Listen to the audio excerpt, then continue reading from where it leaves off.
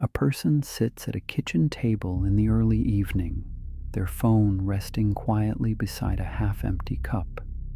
Every few seconds, their eyes flick to the screen, waiting for a reply to a message they sent just minutes ago.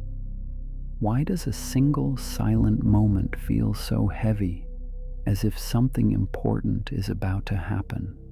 There is something in this pause that most people never notice, though it shapes the whole experience. Outside, the room is still.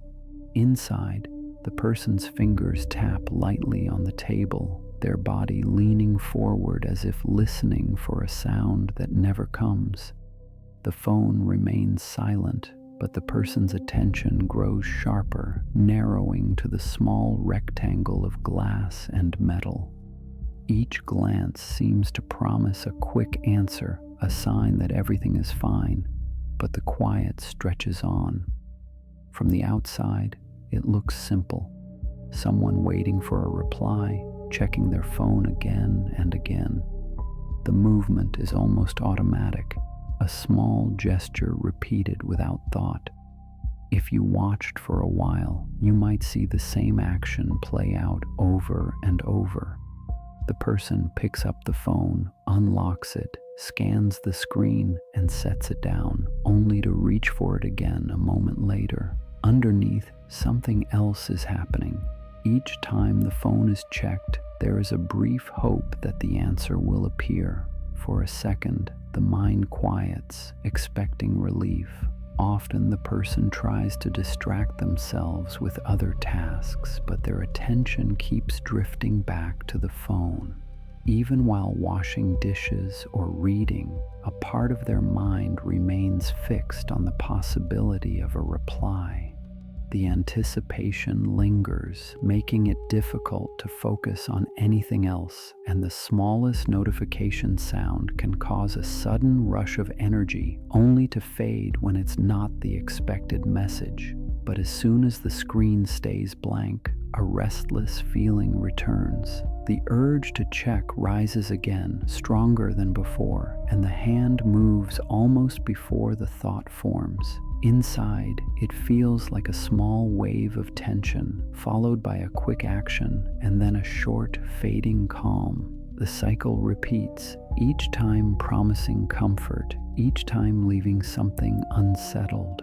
Sometimes the person tries to reason with themselves, telling their mind to wait and be patient.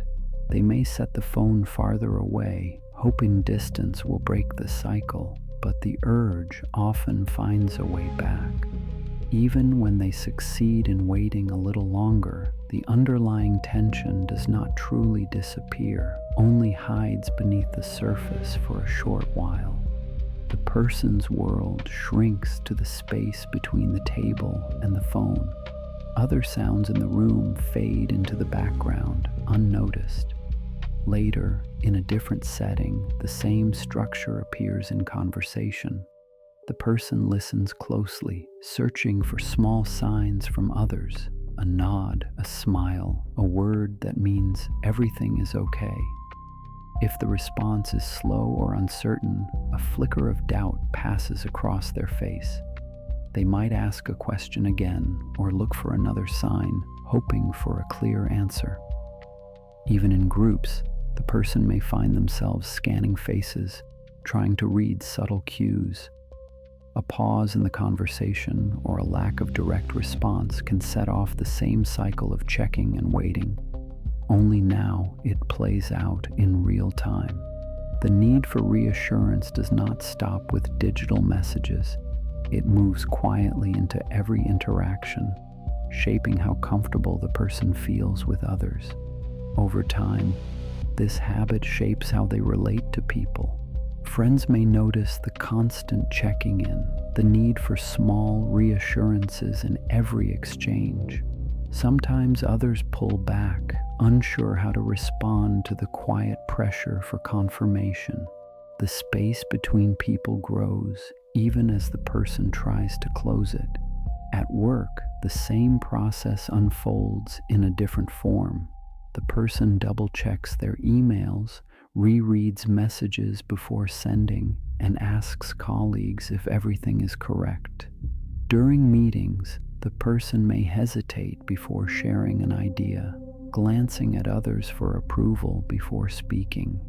If feedback is delayed or unclear, uncertainty grows, leading to more questions and follow-ups.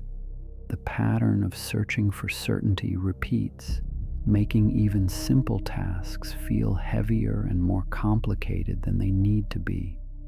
Each time there is a moment of relief when someone says yes, but the comfort fades quickly. Soon the urge to check returns and the process begins again. If this feels familiar, write "loop still" in the comments below. Across days and weeks, something deeper takes shape. The person starts to doubt their own sense of what is right or safe, relying more and more on outside signals. Decisions become harder, as if each choice needs to be checked and rechecked before it can be trusted. The person's confidence in their own judgment quietly erodes, almost without notice. As this pattern continues, the person may start to avoid making decisions altogether, waiting for someone else to give the final word. Everyday choices, such as what to eat or how to spend free time, become sources of hesitation. The weight of uncertainty grows, making ordinary moments feel more stressful and less enjoyable than before. In quieter moments, a sense of distance grows inside.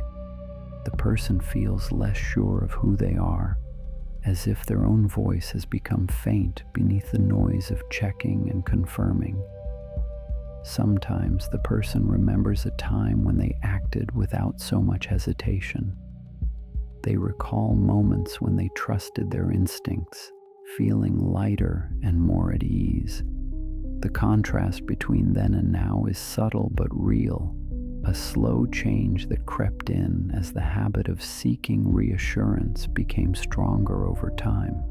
Looking back, the cost becomes visible. The energy spent searching for certainty leaves little space for rest or ease, and the days blur together in a series of small, restless actions. Even sleep can be affected, as the mind replays unanswered questions and missed signals late into the night. The urge to check for updates or review conversations does not disappear with the setting sun. Instead, it follows the person into their dreams, making true rest harder to find and leaving them tired the next day. Have you ever noticed how quickly relief fades after you get the answer you were waiting for? Do you find yourself searching for certainty in small, repeated ways?